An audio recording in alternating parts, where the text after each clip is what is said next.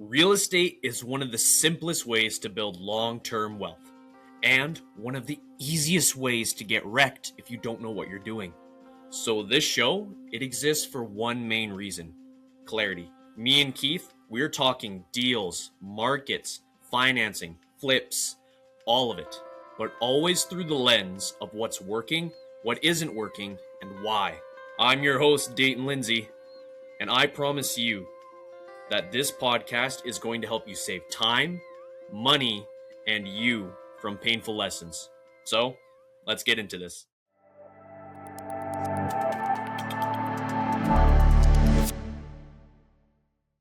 Take a swig of my electrolyte drink. Got to rehydrate from that other hydrating episode that we did. Whiskey. Yep, that's the one. Right. All right. So, welcome to the show, Keith. As usual, I ask questions, you answer them. I sometimes give my input. I'm ready. You ready? Perfect. Question number So, one. To start today's episode off, what are the KPIs of a good property manager? What are the KPIs of a good property manager? Let me ask a clarifying question really quick. Are we putting ourselves in the shoes of a KPI of a property manager and saying what KPI should I be tracking? Or are you saying, if you ask a property manager, are you a good property manager? And they say yes, and you say, sweet, prove it. And they show you their KPIs, and you're looking at the literal numbers, like 70% for this, 90% for this.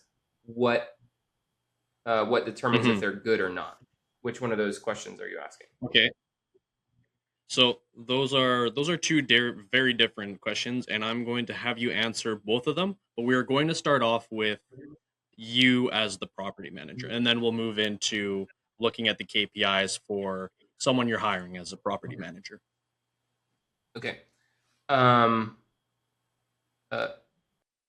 First, I will admit to a bit of ignorance of, like, I don't run a property management company, so I don't know if there's more KPIs.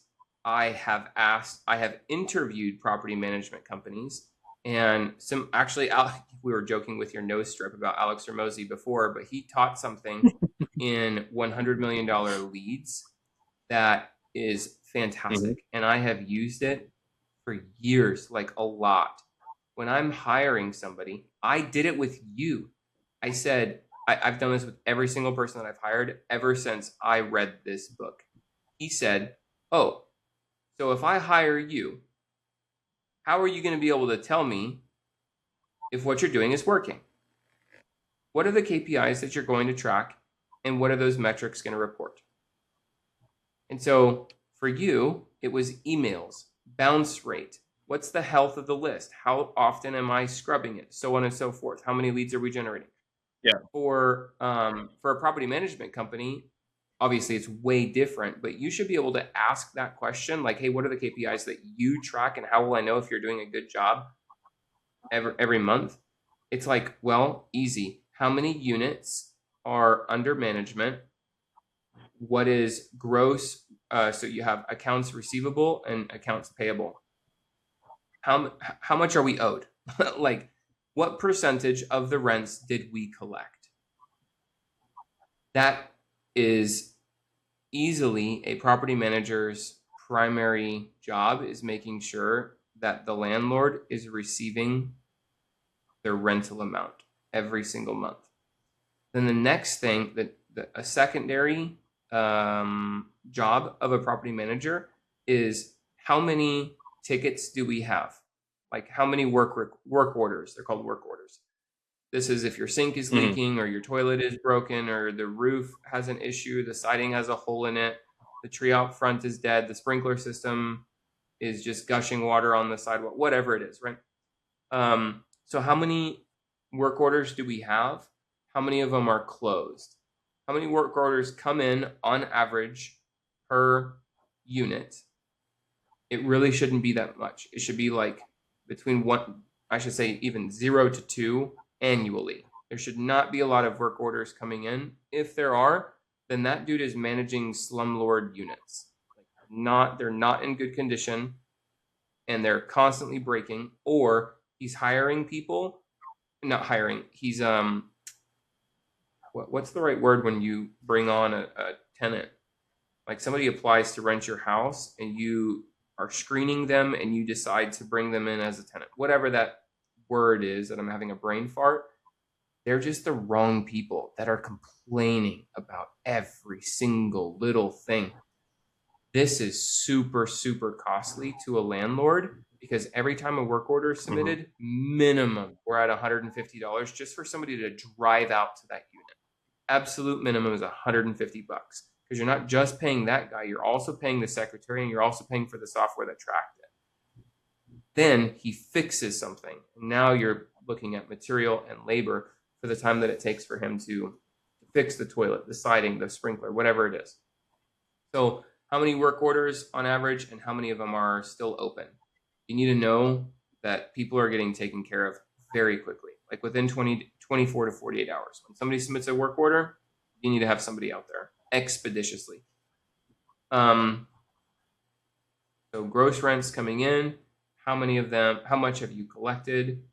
Like the percentage, that's primary. Secondary would be what is our work order status. And then third would probably be turnover. So what is your turnover rate on your units? Meaning, are the people generally happy with where they're living? Condition of the home nice? Are you managing it appropriately? Did you properly screen the tenants and they're a good fit for this property? Those are all indications. Like those are the lead metrics that you need to determine the lag metric, which is the KPI of, do we have turnover all the time?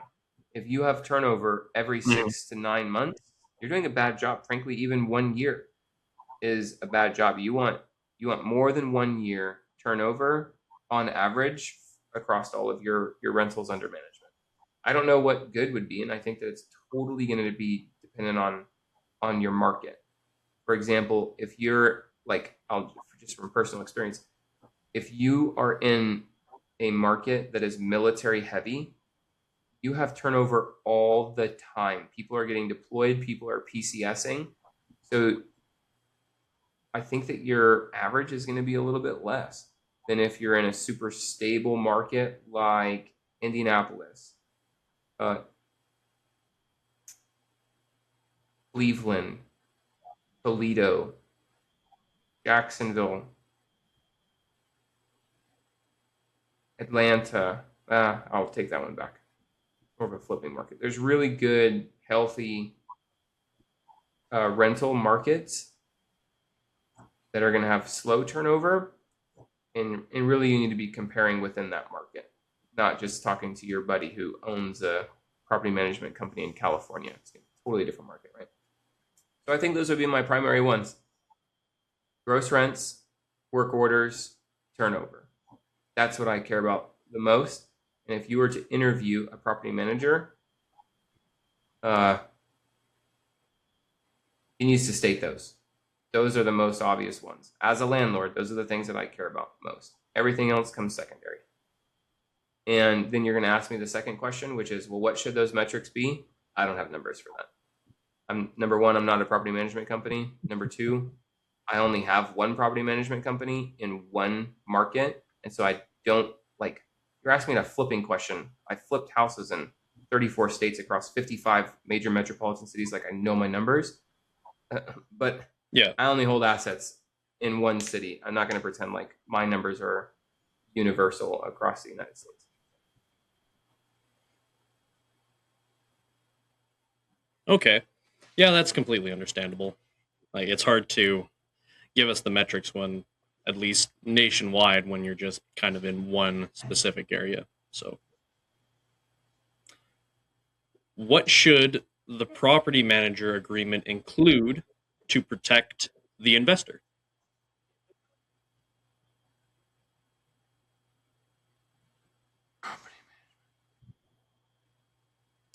there's two variables that you have to protect yourself against. You have, it's going to sound a little bit weird, but you have the property management company that is a variable that can cost you a lot of money. You also have a tenant that's a variable that could cost you a lot of money.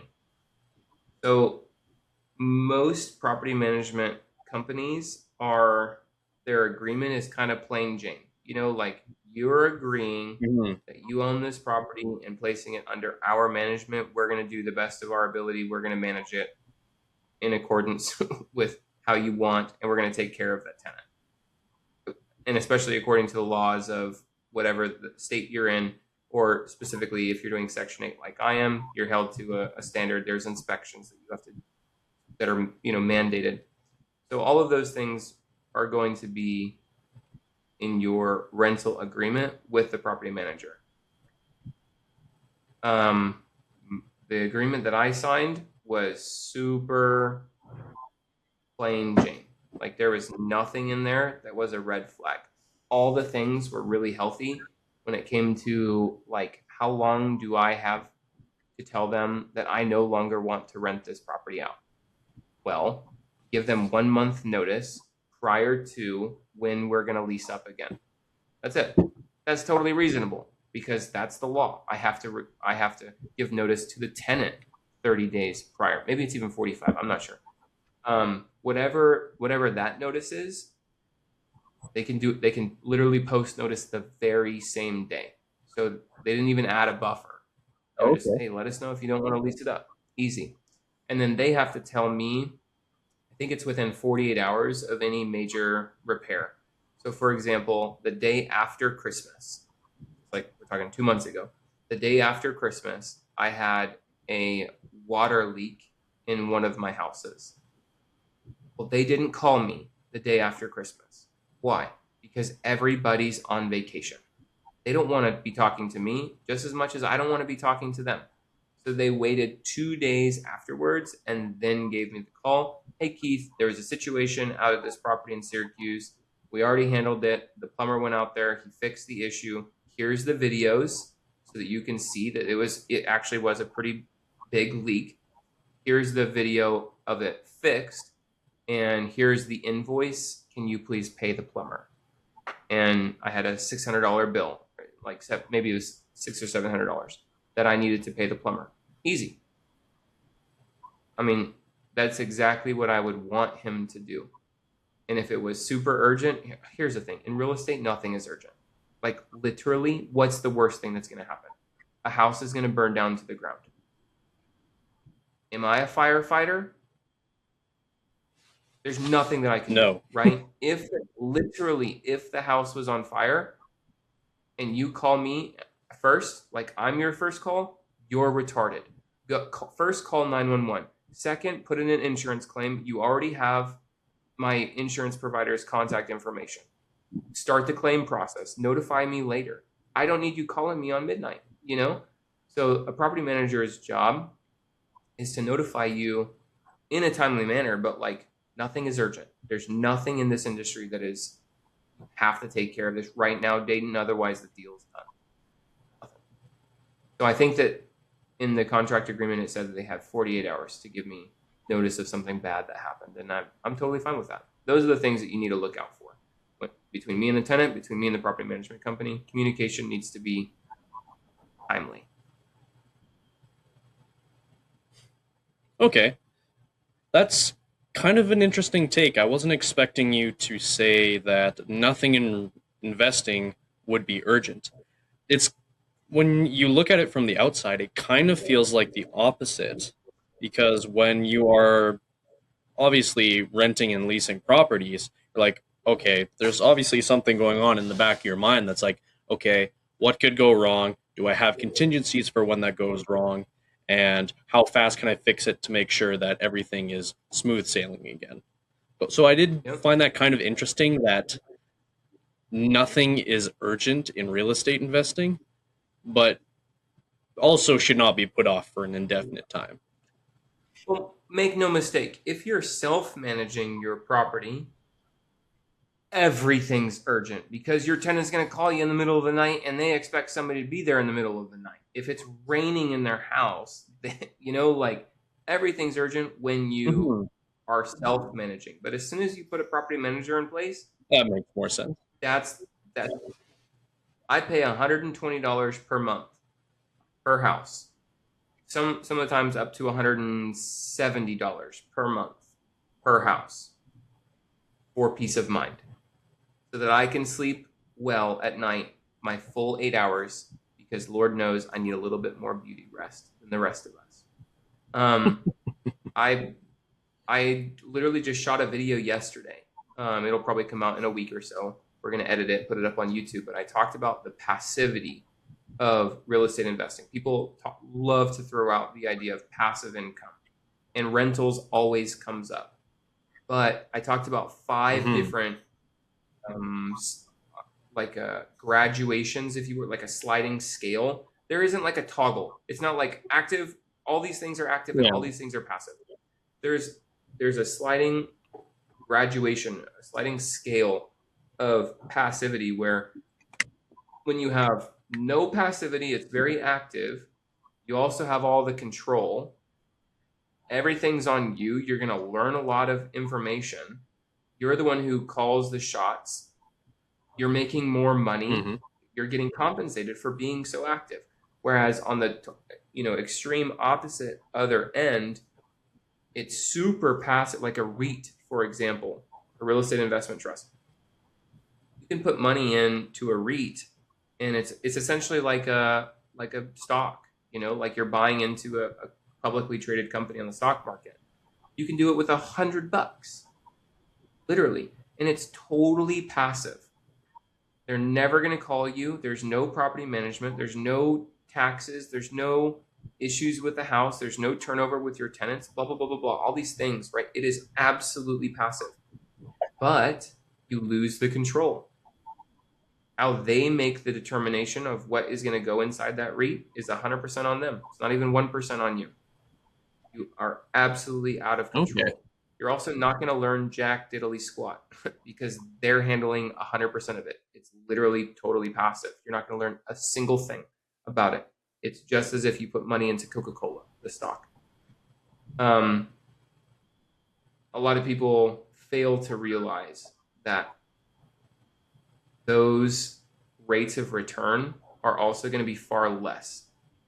Now they're charging you fees because now somebody else has to be active. Like, the job has to get done. Either you're going to do it or they're going to do it. And if they're going to do it, they're going to get paid.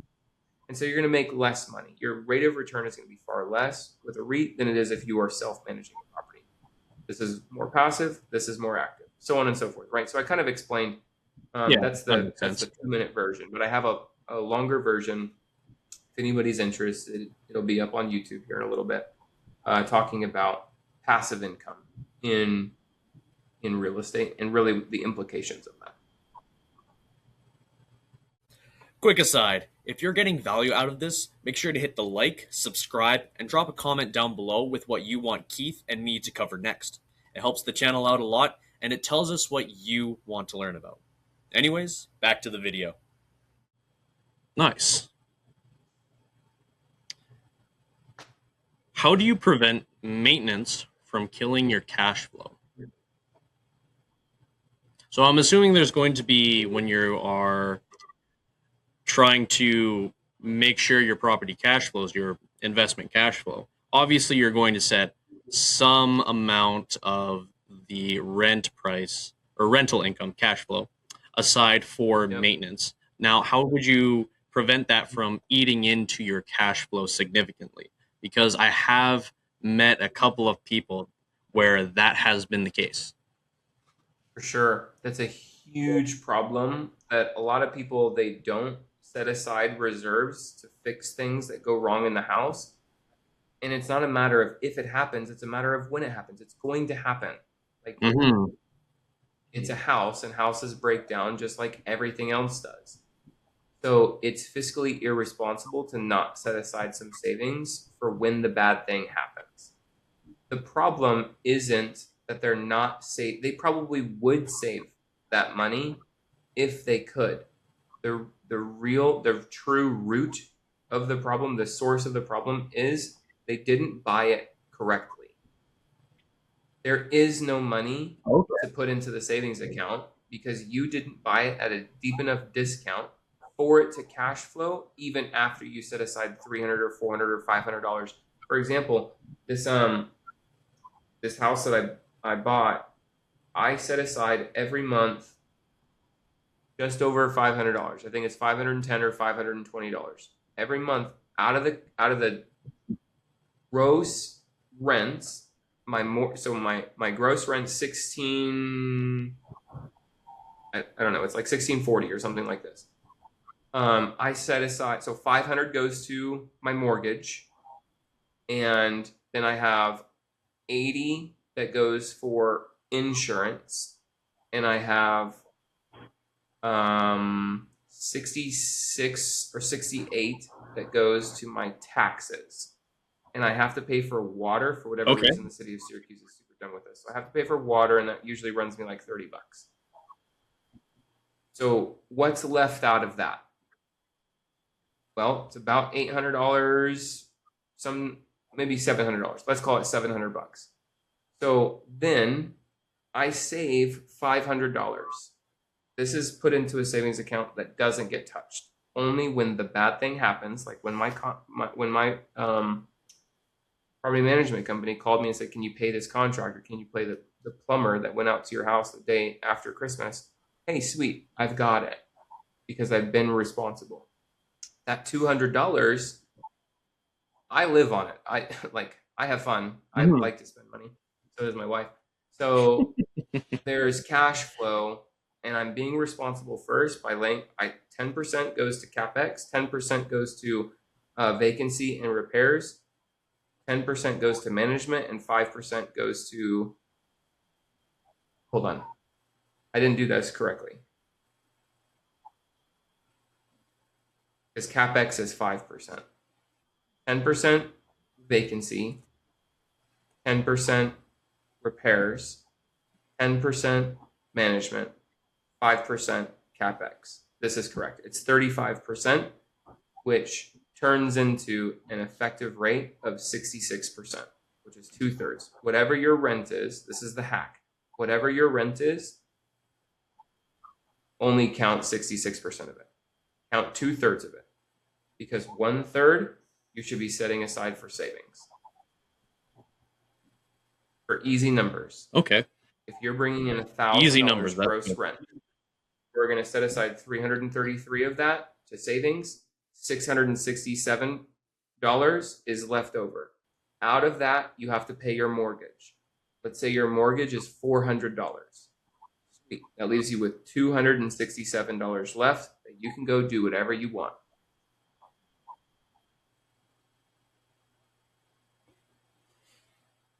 Okay. Now, with that being said, that's kind of the general rule of thumb that you're giving out. Is there any need for erring on the side of caution that you would want to, say, put more towards 40%, 50% into your maintenance costs? No, absolutely not. And the reason for that is because the only time that you would be doing that is if you had already been irresponsible. And what I mean by that is, hey, I know that the floors are gross. I know that there's an issue with the HVAC. I know that there's a leak over here that I'm gonna have to fix. Hold up. Why you got to do your tenants like that? Why are you being a slumlord? Instead, before you leased up again, you should have fixed that issue. You should have fixed that issue. There should be nothing, in my professional opinion, there should be nothing wrong with the house. Does it have to be the most fancy house ever? No. Like, we have carpet in our rentals. We don't have quartz countertops in our rentals. It's plain old freaking whatever the sticky stuff is. Like, easy stuff. Super easy to clean, easy to repair, things like this. This is smart. This is a wise way to manage your rentals. But right now, I don't have any tenants in the house. So right now, we're doing some necessary upgrades, couple $1,000, getting that house totally fixed. So that leak, for example, that's already fixed. That ate out of some of the money that I had set aside, right? About a month and a half of what I had set aside is what I had to pay for him to fix that in December. But I still have a couple $1,000s that's in this savings account. So I went to the property manager. I literally texted him today, I think. Boom. Today. like literally, I can prove it. I have the WhatsApp message. Good morning, gentlemen. Hope you're having a great day. A great start to the week so far. Wanted to touch base about the necessary renovations to get 310 Short leased up again. Would you guys like to meet about that, or have our old meetings provided enough guidance? And basically, what I had told them in the past is, hey, once we kick out this tenant, then let's update the property.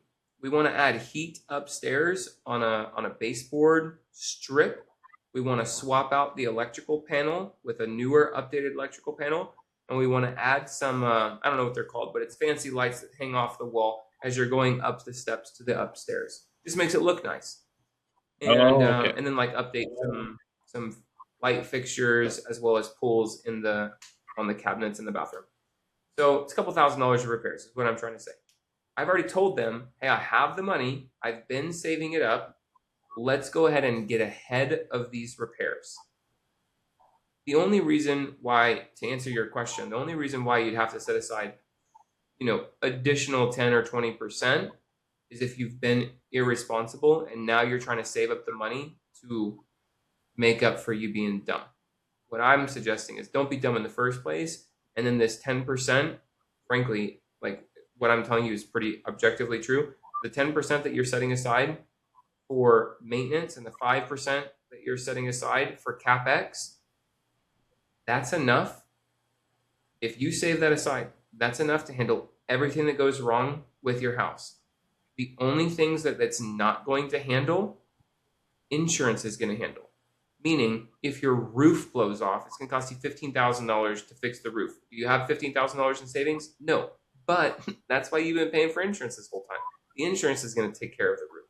If something small happens, like a stove goes out, or a washer and dryer unit goes out, or there's a leak in a wall next to the bathroom, sweet, pull from your savings. It'll be there. Okay. That makes sense. I really liked your explanation. That makes sense. I want to touch on the vacancy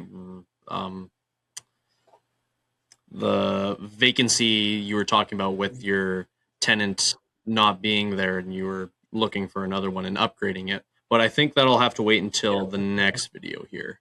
So we are going to cut it there for this one. Perfect. Sounds good.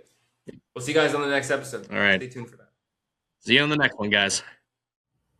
Real estate isn't magic. It's a skill. And the people who win long term are the ones that keep stacking the reps. That means learning, analyzing, staying patient, and making good decisions. If you want to keep building that skill with us, make sure to subscribe and send this to someone who needs to hear it, because I know you know someone that needs to. Anyways, that's all for today. Take care.